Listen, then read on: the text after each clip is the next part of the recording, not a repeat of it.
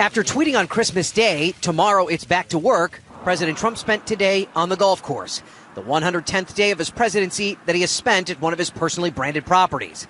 He hit the links with PGA Tour pro Bryson DeChambeau and former PGA golfer Dana Quigley. But there may have been some work discussed as well. Also joining the foursome, Georgia Senator David Perdue, a loyal Republican vote for the administration, but someone hoping to forge a bipartisan solution on immigration.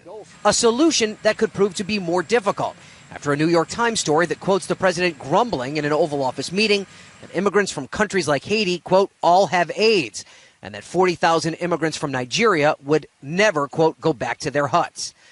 White House officials strongly deny the report, and Mark Short, the director of legislative affairs, argues that there needs to be a plan for people living in the United States under temporary protected status. Congress needs to change these laws as opposed to continual 6-month extensions of people that are here from 10 and 20 years ago. But while immigration, including a promised fix for the so-called dreamers, government spending, entitlement reform, and infrastructure have all been pointed to as priorities in 2018, on Tuesday the president was focused on a failure from 2017, tweeting, quote, based on the fact that the very unfair and unpopular individual mandate has been terminated as part of our tax cut bill, which essentially repeals, over time, Obamacare, the Democrats and Republicans will eventually come together and develop a great new health care plan.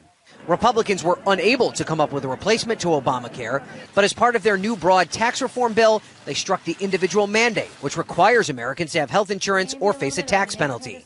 Those fines equal billions of dollars and help keep the Affordable Care Act insurance market stable. Despite the elimination of the tax penalty, Obamacare remains in place, and some 9 million Americans have just signed up for Obamacare health care plans, exceeding expectations in a shortened enrollment period. Regardless of the president's pleas, there are no signs of progress on a new health care deal.